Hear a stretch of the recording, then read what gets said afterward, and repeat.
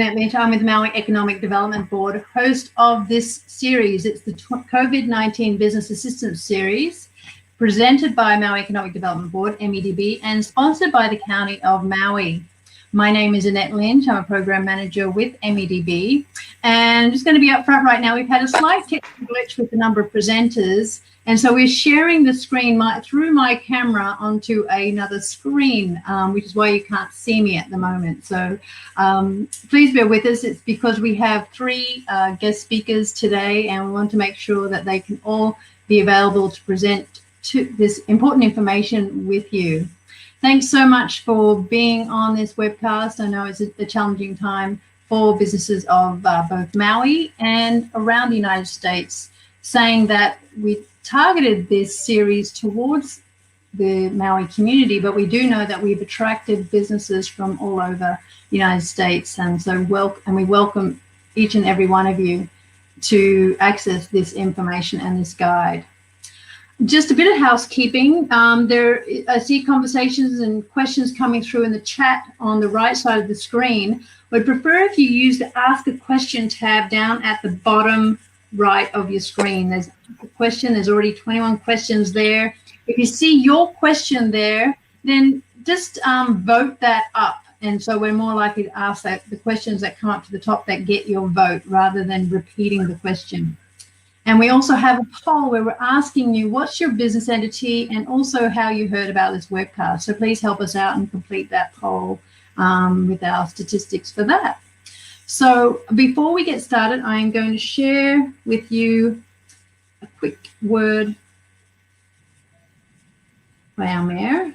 It's going to come up right now.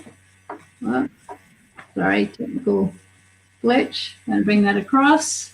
And a few words from the Mayor, Michael Victorino of the County of Maui. Today's webinar is a second in a series about how to apply for loans through our SBA. MEDB's Business Development Director, Gerry Smith, and SBDC's Maui Center Director, Wong, along with local banker Kyle Sakamoto, will walk you through who is eligible, how loans can be used, and how loan forgiveness will work. We know it's difficult times and for our businesses and their employees, and we hope this SBA program provides the help you need. Thank you, take care, and we will get through this together. Aloha.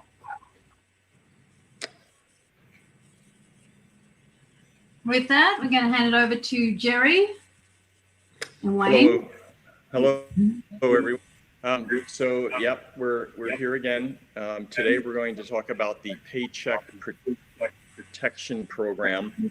Last week, just 1 week ago, we were talking about the EIDL program. This one's different, and so we're going to run through it from start to finish. My name is Gerry Smith. I'm the Director of Business Development for the Maui Economic Development Board, and we're here to help you through these difficult times.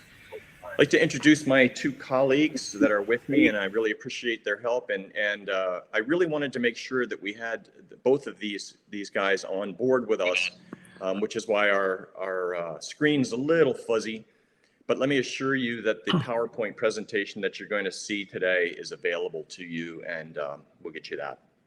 So let me introduce Wayne first. Wayne, you want to give a little bit of background about what you do and why you're here? Sure. Wayne Wong. I'm the Center Director for the Maui Small Business Development Center. We are SBA partner, and hence we're quite involved in providing guidance for getting these loans. And then Kyle. Aloha, I'm Kyle Sakamoto from Central Pacific Bank, and we are processing a bunch of these loans right now. And we want to make sure that our community, Maui, gets as much of what we can as soon as possible. We need it. And just a side point, Kyle is on the board of directors of the Maui Economic Development Board, so we certainly thank him for his time as well as Wayne. So let's get started. What are we talking about here today? We're talking about the SBA Paycheck Protection Program. I call it the PPP. So what is it? And so it's a federal aid program with up to $349 billion in forgivable loans to help small businesses through this crisis. It's specifically designed to help with payroll costs, along with some rent and utility costs. Remember, the EIDL is more for rent and utility cost. The program's open today. As Kyle said, he's taking a bunch of applications. They started on 4/30/20 for businesses, but on 4/10, which is this Friday, it will open for independent contractors and self-employed. But I will give you a tip there and say don't wait until this Friday to apply for that, because quite a few banks have websites where you can go and actually apply to this. And there's no cost to apply. And oh, sorry, go ahead. Yeah, you can apply. It's just those dates are the dates that whichever bank you're utilizing for the PPP program, that's when they can upload to the Small Business Administration. Right. But you can work with them beforehand to make sure your applications are complete. Good. And this is a little different than the EIDL in that the EIDL money came straight from the U.S. Treasury. And in the case of the SBA PPP program, the money comes from a bank. So you're not going to apply with an online process to the federal government like you did for the EIDL. This one, you'll go directly to your local bank. Next page, the loans can cover up to 8 weeks of payroll, as well as some other operating expenses, including mortgage interest, rent, and utility costs. But 75% of the money spent must be spent on payroll. The interest rate's very low, 1%. Any unforgiven amounts require a 2-year payback period at 1%. And then the first payment is deferred for 6 months, and you will accrue interest, but you're not gonna have to make a payment for 6 months. You guys have anything you want to add to the background of this before we get into the meat?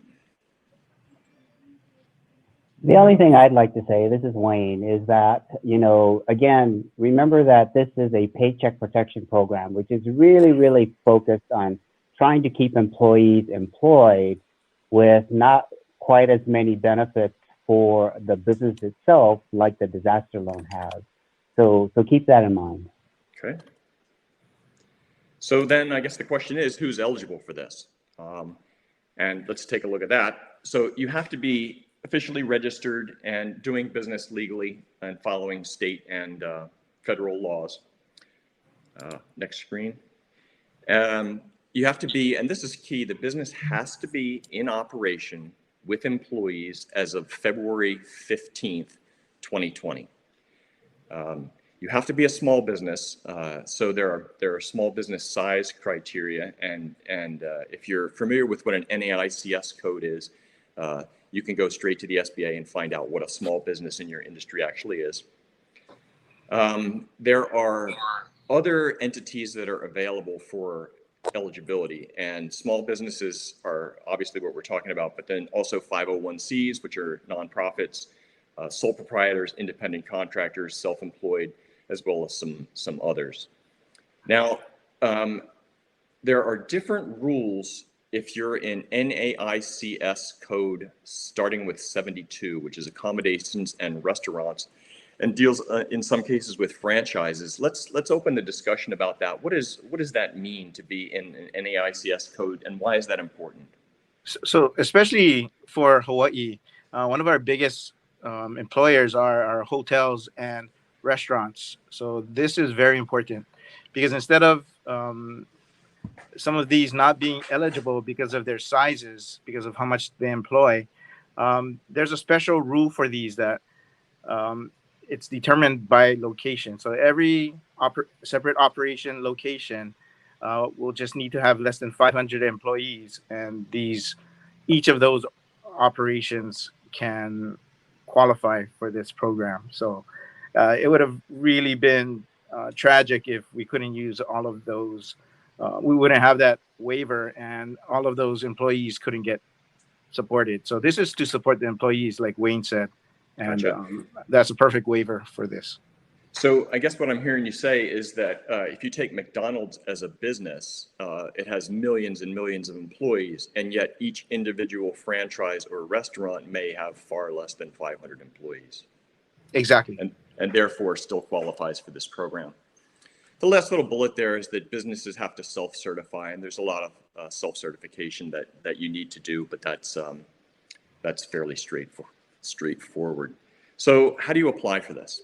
Well, there's a application form 2483, which is available from the SBA, and it's online. However, more than likely, your bank will have something slightly different, but that satisfies their needs. Kyle, do you have a special form, or are you using 2483?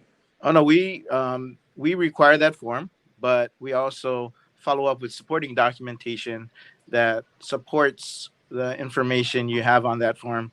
How did you come up with your average monthly payroll and your loan amount? And we try to verify that through IRS forms, like it says below, and maybe some payroll information forms from your payroll company. Just work with your bank, and they'll determine what's qualified. But we all use the same application, which was changed on Friday after many had already uploaded their information. But that's maybe this might be a good time to say that things have changed quickly, and they may still change. So be prepared for that. So Wayne, I see here that it's Form 941, but also 1099 for self-employed. Can you talk about the supporting documentation just a little bit? Sure. So remember, in this program, the key is to come up with what they call the monthly average payroll cost. And a big part of that is compensation. So the IRS Form 941 is a form that is filed quarterly that every employer already submits to the IRS, that already has employee numbers as well as payroll numbers. And that's probably the largest component of payroll costs. There's other things, and we'll talk about this later, but that's why the IRS Form 941 is important. For the other category, which is self-employed people and or people that are independent contractors, this is new. They don't traditionally have employees, right? They are self-employed. So there will be, you can either document your self-employment numbers by the 1099s that, you've collected, or, just in your payroll numbers. Like a lot of people do owner draws. And so if you can show checks that you wrote from your business account to your personal account to be draws, or if you have some other mechanism like that, but some sort of documentation, all of these things will document your payroll. That's great advice. And again, the self-employed and independent contractor, the applications cannot be uploaded to the SBA until this Friday. So until the system's actually in place, then our ability to understand how it's going to work is a little bit limited. Yeah, I think they might provide more guidance. Guidance has not been strong on that, but I think for independent contractors, the amount that, or sole proprietorships, the bottom line net amount can be supported. And it's just limited to 100,000. The government also hasn't said or clearly specified how LLCs would be covered. Like if you're a maybe single member LLC and that's how you get compensation, and you don't have any employees, we are taking a look at accepting those up to the 100,000 also. So you're not paying an employee, it's yourself. And because of the lack of guidance, we should consider it that way. Okay. So you'll see there's only one thing that's italicized in the entire application, and it's next to application. It says contract an approved SBA lender. So then the question is, how do I know where to find an approved SBA lender? And as we go to the next page, this is a list of all of the SBA lenders that are in Hawaii. And there's a little link on the right-hand side there. And again, I suggest you download this this PowerPoint, because it's really, the PowerPoint's really here to make it so that you don't have to take notes and write down things furiously, so that you can refer back to this later. And so I'm not going to go over this in huge detail, but I did include it here, and I included the link. So if you download this, then you can easily find out who's an approved SBA lender. And really, the shortcut for this is that, you know, all the federally insured institutions in Hawaii, by and large, are part of this program. So all the banks, all the federally insured credit unions, and, you know, if you just go to the website, almost all of them now have a link on the front page that talks about, you know, applying for this. So you can find out really quick. Right. And yeah, and sometimes, or I did hear one person say that going to your local bank where you have an established relationship could save you some headaches. So Absolutely. that's just there for your reference. So let's take a look at the next slide, and this is actually what the loan application looks like. It's very small, and we're going to blow that up in just a second here. But some things that you need to consider are anybody who is a 20% or greater owner has to complete some of this form, or there's a listing or a thing where it says that you can attach separate sheets. But again, anybody who's a greater than 20% owner is going to have to participate in this process. Before you fill this out, you are going to need to research your monthly payroll. And we kind of referred to that in some past slides.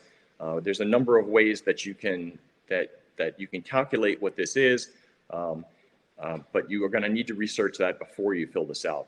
And the other thing is, it asks you number of employees, and asks you to calculate that into full-time equivalents. Let's go to the next screen and see how well it shows up.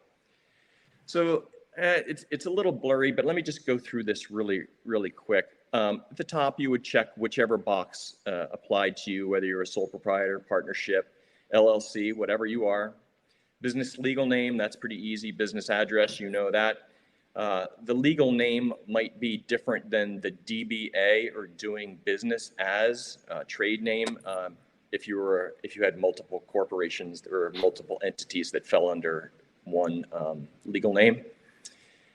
Your phone number, your email, contact information there, and you would need to put your tax identification number, whether it's your EIN or your social security number there. And then it does say primary contact. They're looking for the name of the person who the loan officer would be talking to. And then you see here in the kind of gray area in the center, it says average monthly payroll, and there's only one box there. You guys have anything you want to chip in? Like, how am I going to find this average monthly payroll? So in the application, and if you look up the requirements, there's specific items that you utilize to calculate your payroll. So for companies with employees, we spoke about the IRS form 941 that needs to be submitted every year for your on a quarterly basis. It shows what your payroll was for your company for that quarter. So you're gonna start there, and then other additional expenses that can be used and added to payroll would be any medical premiums for employees that are paid, any retirement expenses, including 401k matching, any profit sharing, any pension expenses that are paid by the company, any state payroll taxes. You can't use federal. So those are the primary things that you're going to use, and I think we have that broken out. There's a slide. So let's say then I go through my 941s and I look at all the other expenses on that payroll, and I have $1.2 million of payroll costs for last year. I'm simply going to divide that by 12 months, and I'm going to have $100,000 as my average monthly payroll. And then in the next box to the right there, it's saying times 2.5% plus EI, sorry, 2.5, sorry, times 2.5 plus EIDL, which is, we're going to talk about this too, but you can have both loans at the same time. So given the example that I had that my average monthly payroll was $100,000, the loan app that I would be applying for would be $250,000 because I'm going to multiply it by the 2.5. Wayne, do you want to talk about what that 2.5, what does that mean? Sure. So again, remembering that this program is meant to help you fund your payroll for 8 weeks. And so when you come up with a monthly number, the 2.5 multiplier is really the way to come up with the 2 times the monthly, which is your 8 weeks. And then there's sort of this half, which is almost like a cushion that you can use for other expenses and things like that. But from an application perspective, don't worry about rent and mortgage and all these other things that, you know, can qualify for how you use the money. For application purposes, you just need to come up with that payroll cost, and then it's simply multiplied by 2.5 in order to come up with your loan amount. We'll deal with rent and mortgage and all that other stuff later on, and that comes in the other phase, which is once you've gotten the loan, at the end of the 8 weeks, you have to prove how you spent the money, and that's the forgiveness portion where you request forgiveness. So for now, for the application, don't even worry about rent or all of those other things. Focus totally on coming up with your monthly average payroll cost so that that can be multiplied by 2.5 to give you your 8 weeks of payroll money. And I guess being able to substantiate that as well through some sort of documentation, whether it be canceled checks. For the forgiveness. Yeah, right. Mm-hmm. So, and then Wayne, at the end, the last box to the right there says number of employees. What am I supposed to do if I have 8 part-time employees? Do I put 8 in there?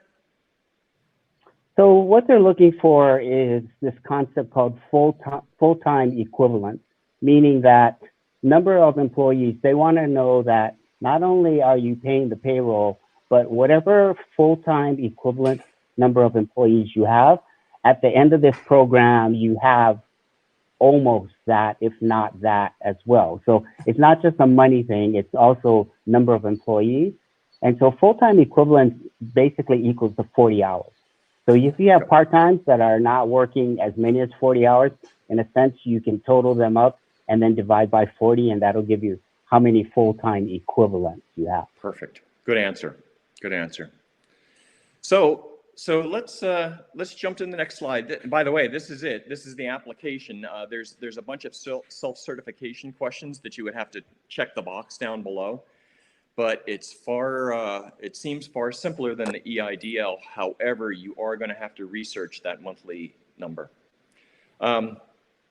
So this is just an example of what the 941 form is to help you recognize what that looks like a little bit.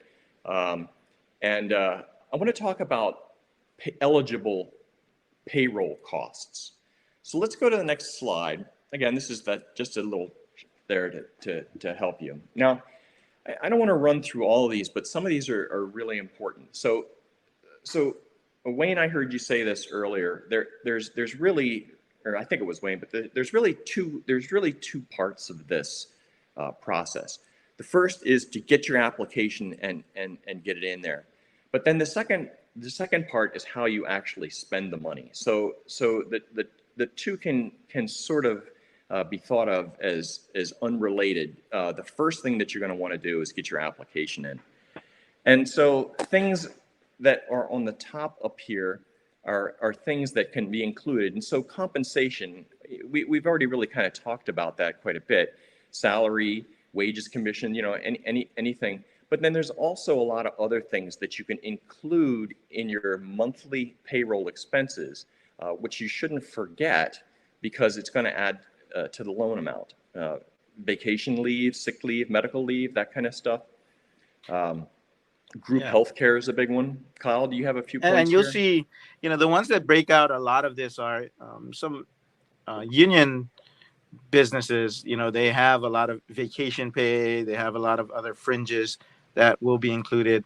But it depends what kind of benefits the company provides.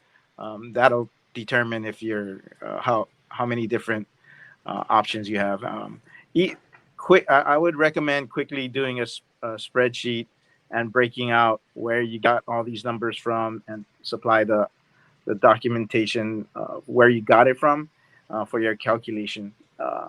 You know, we want a couple things. We want to get in quick because there's only 349 billion available, but there's 33 million businesses in America, so that's not that much to go around. We want to get in early, but we also want to get in accurately so it doesn't get kicked back and you get pushed to the back of the line. So document this information and keep it as clear as possible for your banker and for the SBA to understand. Backup is what I'm hearing. Get Yes. your backup. Support. Yeah.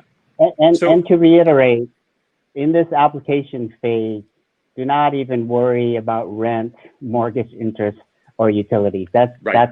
You'll worry about that at the back end. Yeah, That's right. There's, like Wayne said, there's two parts to this this program. Again, it's the initial loan amount and your application. Just focus on payroll and 2.5 times that and supporting that, and that's your application. You don't even know what you're spending the funds on yet. That'll be down the road when you get funding. If you've tried to maintain your employees and you continue, then fine. You're just gonna keep documentation clean for your payroll, your rent, your mortgage interest, your medical benefits you provide. But that's later. That's going to be part of your forgiveness application with your bank, who's going to follow with the SBA on that. So that's the second part. Just worry about that later. Clearly, payroll, loan amount, application right now. That's it. So the top part of this slide talks about expenses that are eligible, and then down below it talks about things that are not eligible. What does this mean about any compensation over $100,000 per employee? So in your application and calculations, you will need to. So that was a confusing part. Some people consider, if somebody made over 100,000, they couldn't be included in the calculation at all. That's not correct. $100,000 of their payroll will be included in the calculation. So it's just capped off for any employee that makes over 100,000. Only 100,000 can be considered for this program. I see another one here is compensation of employees whose principal place of residence is outside of the United States. So this appears to be for people that are actually working within the United States and living within the United States. There's a couple Correct. others there as well. So what's the difference between the PPP and the EIDL? So again, I'm coming back to please download this deck and take a look at it. It's very difficult to read here, and I'm not going to go through these, but there's a quote there from Charles Darwin, and it says, "It is not the strongest of the species that survives, nor is it the most intelligent that survives.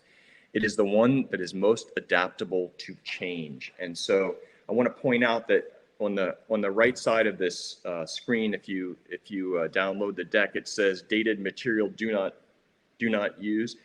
This I included this for your reference if you download this slide deck, because it's a really nice little display of the differences between what the PPP and the EIDL program. Although the SBA has come out with additional guidance that's changed since this slide, but I included it in there just as a little help for people who are looking at this to kind of discern what the difference is between the EIDL. And then the last thing in the lower left-hand side there, it says in gigantic red box, it says apply now. I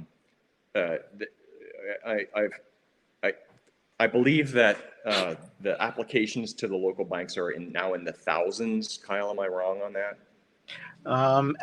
You're not wrong. It's absolutely got to be 10,000s already. Get in line, get your hunting license, get a seat at the table, apply now. Go to your local bank and apply now. Yeah. One more thing about discerning between the application and the use. Worst case, don't worry about the forgiven portion. That's a great part of it, if you're utilizing it. But if it's not forgiven, it's at 1% for 2 years. That's not too bad. Right. So and you don't pay for 6 months. So if I apply, can I have both a PPP and an EIDL? Wayne, am I allowed to do both?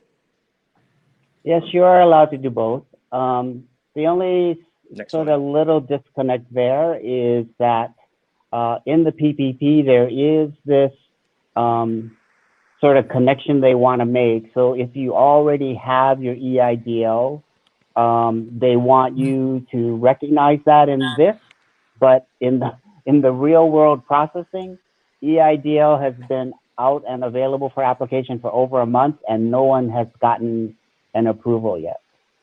PPP started last Friday, and there are people who have already walked away with their money. So can we go to the next screen?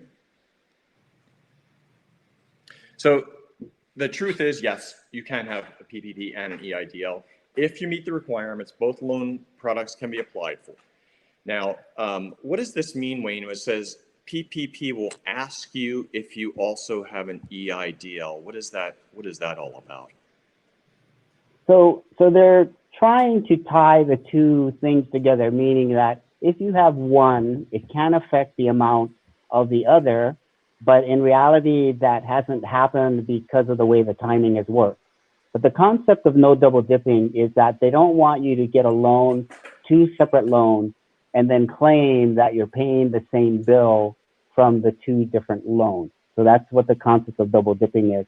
And it goes even a little bit further in that, one of the options for PPP, which again is to keep employees employed, there are separate bills and a totally unrelated programs related to unemployment. And you might want to take a look at that and say, you know what, it's probably a better deal for my employee to be on unemployment because of the new federal mandate than it is for me to try to keep them employed and take the PPP.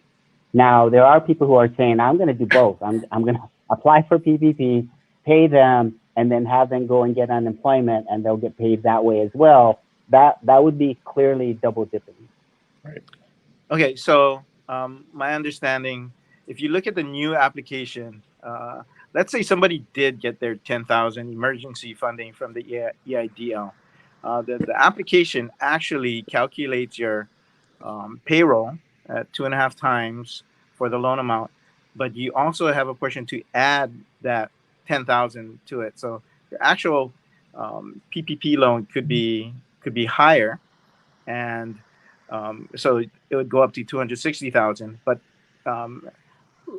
correct, you can't use it for the same cost. But although PPP is very narrow on the uses of the funding, the economic injury disaster loan is a lot more, is more broad, and you can utilize it for working capital.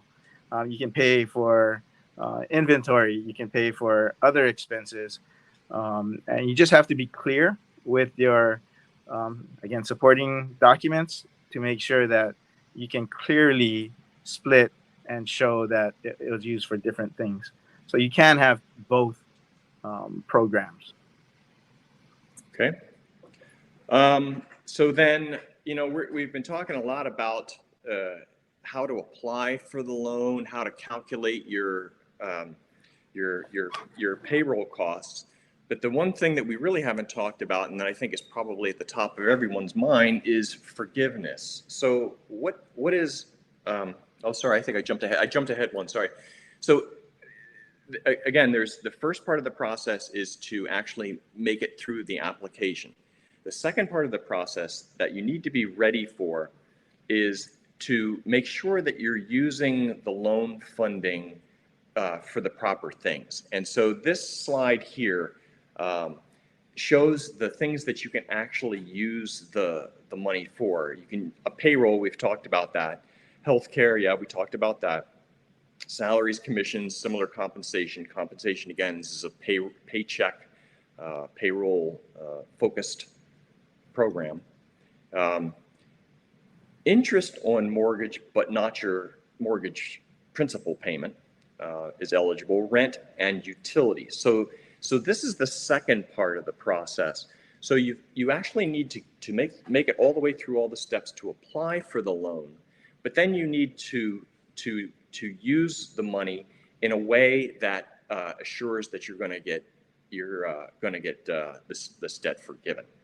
And so you don't want to go outside of the realm of what that list was, but again, it's there for your. It's there for. Let's go back one slide real quick. And so, Wayne and Kyle, do you have anything you want to add about what the loan can be used for? Like, is your accounting system prepared to track these costs, that kind of thing?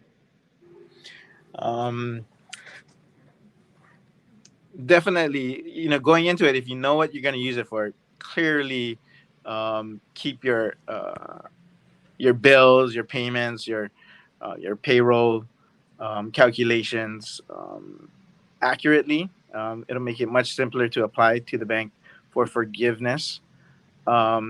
This brought up a thought, just going back a little bit to what we said earlier about the double dipping on payroll and unemployment.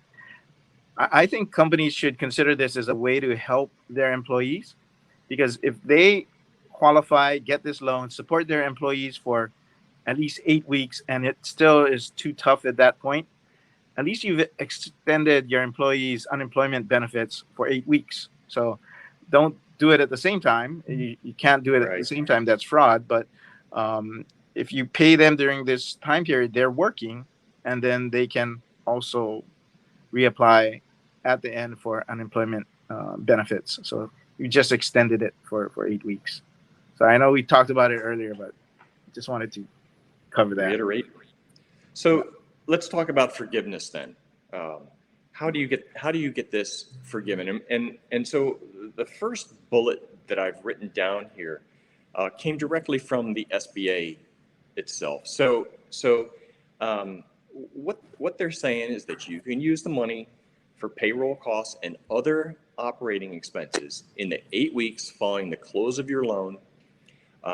But what they're saying here, it is anticipated that not more than 25% of the forgiven amount may be for non-payroll costs. So what they're saying here is that you need to spend 75% of that money on payroll in order to have this forgiven. Two other bullets there is you have to, if you have, let's just say 20 employees, all of 2019, but then after this disaster, then you only have 10. You've lost 50% of your payroll. You've lost 50% of your FTE, and then that is going to impact your forgiveness because you've actually applied for more than you're using on the payroll. And then the bank has the forgiveness authority from the SBA. You guys want to touch on this stuff on forgiveness? So yeah, we're going to need to review how you support your forgiveness request. The total intent of this program, again, it's called the Paycheck Protection Program, is to keep your employees working and paid. The intent really is not to specifically help the business. It's to keep it running for at least the next 8 weeks after you get it, and support your employees. I'm not sure. I think we covered it a little bit earlier, but the intent is even if you had to downsize, you have time to bring those employees back and get your count back up. Otherwise, I think the calculation will be if you only have 10 of the 20, only half of your amount can be forgiven. Right. Okay. So then if using my earlier scenario, if I had $100,000 of monthly, and then my loan would be for $250,000, but I'd lost a significant amount of employees, do I have to take the full loan amount? Well, I think a 2-year loan at 1% is still pretty good. Okay. But it should be used only for these specific items. Okay. Yeah, I mean the good news is that you're not going to have to pay or give the money back like immediately, right? There's a certain portion, and even if you don't get it all forgiven, as Kyle keeps pointing out, whatever you only get, you get 2 years to pay back the remainder at 1%. Everybody has a certain goal, but they're also making it so that if for unforeseen reasons you don't make that goal, it only affects the forgiveness. It doesn't affect the loan itself anyway. Okay. So that's a lot of info for you guys. I just wanted to throw out some final thoughts. Number one is to apply now. Again, you want to get your seat at the table, and we really want Maui businesses to fully participate in this opportunity. And so please contact your local bank and apply now. Don't wait until it's later, and all the money could be gone. Second bullet, consider in advance how you will comply. And what I mean by that is just how are you in your records going to track your expenditures? So make sure that if you need to set up a separate accounting code or anything like that in your accounting system, that you're prepared to do that. Everybody who is a 20% or greater owner has to participate. So make sure that you don't get all the way through this process and are missing an owner. And then the last thing I would say is talk to your lender. Just talk to your lender and work with your bank. And you got any final thoughts, guys? Act quickly and figure out the use later. Just get your applications in. We need to make sure Hawaii and Maui gets our fair share. Right. Wayne, you have any closing thoughts? The only other thing is, reiterating what Kyle is saying, this money is not going to last. So you want to get your application in quick. But, on the other hand, I also want to say that this is clearly to protect and help you keep employees. So if that's not your goal, if you're just looking for money for other things, the disaster loan, and then Maui County just announced its 0% small business loans. So there are other alternatives to get money as well. That 0% interest loan, by the way, is with the Chamber of Commerce, I believe. That's who's administering it, correct? Right. Mm-hmm. Okay. And then just down below there's a couple of useful links for you. There's the SBA PPP website is there for your perusal. You can take a look at that. And then the paper forms, there's really only the one application form. Again, please take a look at that and fill that out. So now I'd like to maybe take some questions. Let's look at the questions that we've got there. There's 13 votes there's quite a few, and so we'll try to get to these. Again, I want to try to stick to questions regarding the PPP. We've already had a webinar on the EIDL, and that's available for you to look at any time. And also, we're going to send you links at the end of this webinar that shows you how to get a copy of this PowerPoint presentation, and you can watch the recording of this session or forward that to a friend. And so I'm gonna take a question here, and let's see what this one says. I'm going to look at the first question. I'll read it out loud. And then, by the way, if you click down below where it says ask a question, there's 51 questions that have been put in there. So let's take a look at that. Let me close this. And first question is, aloha and thank you for doing this. As a one-person LLC, don't do payroll, and I'm hoping you can go over how to apply. It looks like I'm supposed to wait until April 10th to apply. True. Also, since I'm the only employee and I do have some subcontractors, do I and they count towards loan forgiveness if I'm able to rehire them or not let them go? Well, there's a lot of questions in this one. So maybe we'll just take them right down the line. Supposed to wait until April 10th to apply. That is not true. You can apply today. However, as an independent contractor, which I think you must be, then they can't upload it to the SBA until the 10th. Is that? Yeah, am your I getting bank that right? will be limited. Correct. Your bank will upload it on the 10th or later. You can definitely submit and work with them on that. It says, also, already. since I'm the only employee and I do have subcontractors, then isn't that, they would fall into the loan calculation as well, but I'm not sure about No, they do forgiveness. not. No, They don't. subcontractors should be able to do it on their own. Gotcha. If they're subcontractors, they have 1099s. They need to apply themselves. You can't include it. So that's what the change was last Friday. A big part of it was people weren't clear, and they thought, and the government could see people double, putting in for double. You consider them an employee, even though they were 1099 contractors. So you'd put in for them, and then they do it themselves, and then it would be doubled up. So they wanted to make it clear: if somebody can apply for themselves, they have to. You can't do it for them. You can't include it. Okay. Here's another question. It says, I am a sole proprietor owner and do not have a payroll, but all regular business expenses. What type of assistance, loan, or grants can I apply for? Well, I'm going to go out on a limb here and say you could apply for both of them, under the assumption that as a sole proprietor, you have some sort of verification of money that you've drawn. Well, the net can be used. The net of your financials can be used. What you did last year, if you had net of 50,000, that's what you'd support in your application, because that would be considered your compensation from the company. Okay. It's capped at 100,000. Right. Okay. Aloha, curious if you can collect unemployment while waiting for the PPP loan to come through, or if we should continue to wait it out. Thank you.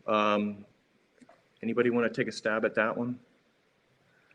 Absolutely. You don't have to ramp it up until you get approved by this program. Then you're able to ramp up and bring your employees back. So they could collect unemployment in the meantime? Yeah. So if you read it, it said the companies wouldn't be, it wouldn't be held against the companies if they had to downsize and then re-up when this program kicks in. So that's the intent. Bring people back too. Right. Yeah. And remember that PPP is very specific for an 8-week process. So you bring them back, they get off of unemployment, you can pay them for 8 weeks. Depending on what happens to the economy after that, they can go back on unemployment after the 8 weeks, but you can't double dip during the same period. So I guess, and I think one of you said it earlier. Basically, what this does is almost gives an employee 8 more weeks of coverage to their unemployment. Basically, I mean, that's how I look at it. All right. Okay, we're getting a lot of questions about single owners. So I'm a single member LLC with employees, but I pay myself as self-employed when the funds permit. When I turn in the payroll amount, how do I include and calculate my portion of that? Kyle, you want to take a stab at that, because you guys are doing this, huh? Yeah. So I think you substantiate your income pretty much on. A lot of people don't pay themselves separately, whatever entity you have, but a lot of people use LLCs now. But let's say your payroll is 50,000 a month and your net profit is 80,000 a year, and you don't pay yourself. You would have that 50,000 monthly payroll plus 12 of that 80,000, and you utilize that number and multiply it by 2.5 times to come up with your loan request amount. You definitely should utilize that. If you made 120, then you're capped at 100,000 on that net amount for your portion of the payroll. I don't know if everybody out there can follow the questions with me, but they're on your screen. So this one's a little complicated. It says if we had 10 employees in our payroll in 2019 and I laid off 8 last month, then the way I understand is that by June 30th, I need to bring all employees back to have the loan completely forgiven. I see that June 30th date, and I want to address that real quick. I believe it was, you have to have this application in by May 5th. And the reason you have to have it in by May 5th is because May 5th is 8 weeks from June 30th. And so if you don't have it in by May 5th, then you're not going to get the full amount because you're not going to be able to use all 8 weeks. However, what I'm saying is kind of moot, because if you wait until May 5th to apply for this, I think your chances are pretty slim at waiting that long. I think if you don't get your application within the next few days, it's going to be tough. They're going to blow through the funding. I wouldn't say stop if you haven't done it already, because hopefully, Trump and Mnuchin said that they will go back to Congress to get more funding. But going back to the 8-week part, I think the applications are accepted through, was it June 30th? Right. Yeah. So the applications are accepted through June 30th. So it's just that when you get your funding, you need to bring your employees back on for the next 8-week period. And that's when you would calculate how you expensed those loan proceeds and prove that it was used for payroll. If you're not going to bring back the 8 of your 10 employees, then you're not really utilizing the funds for the correct purpose. Then you don't need it. You It's to pay for employees. That's the whole program. Right. So, and I think that a lot of the questions are coming back. It says, if I had 10 employees and I could only bring 6 of them back due to the nature of their position, but overall paid the same amount of payroll, is it still forgivable? So $30K paid to 6 people instead of $30K paid to 10 people. And so, no, let's go over that again. You have to, you really are thinking of this as sort of an extension. Like if you've laid off all your employees, you can bring them back for 8 weeks.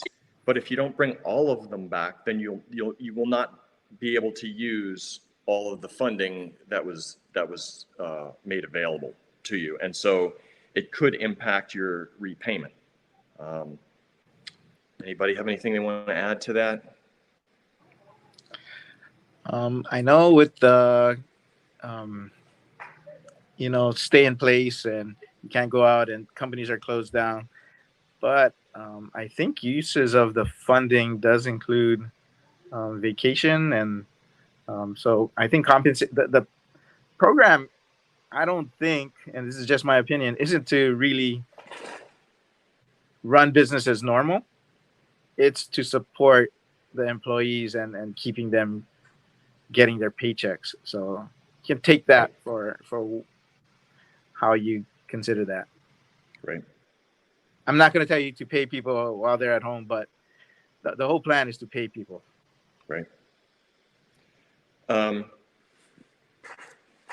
Here's a question for you, Kyle. Will your bank accept applications from companies that are not yet your customer? I did see one of the local banks was only accepting applications from their customers.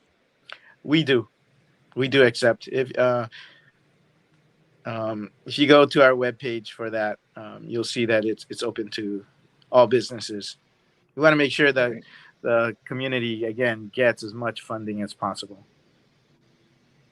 And then let me find another question here. I think we have time for one more. Let's see. Oh, here's one. Once the forms are complete, how should they be submitted? So this is far different again from the EIDL. EIDL, you gathered all your documentation, you got it in one place, and then uploaded it, but then that changed, and then there were forms online, and then they simplified it quite a bit. In this case, with the PPP, you're going to work with your local bank. You're not going to, and it depends on your local bank's procedures, how you're going to do this. I know that Kyle, you guys are taking applications. It's a online form.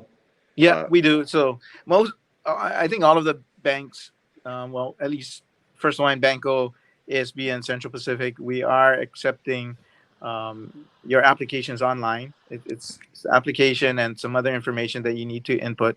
Everybody's slightly different, but there's also the requirement to upload the supporting documentation. So I'm just doing a once around here.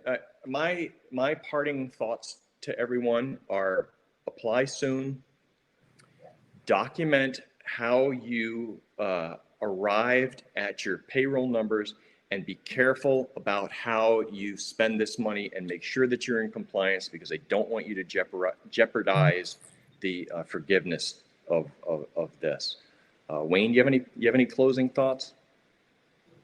I echo what you said, but I would probably put extra emphasis on if this is the right program for you, meaning that you really feel you need to keep your employees employed, then you gotta apply as soon as possible. Okay. And Kyle? Just apply as soon as possible. And then just remember there's two parts: the part that you're applying for and substantiating the loan amount and how you derive that clearly. And then the next part is hopefully we all get this, and then we figure out the forgiveness portion. And again, that comes later. Get your applications in as soon as possible. There's on the screen there is Wayne and my contact info. And you can send us an email. We're probably, I don't know how many 100 questions I answered last week, but email is probably preferred over phone calls, because we can get to them in order.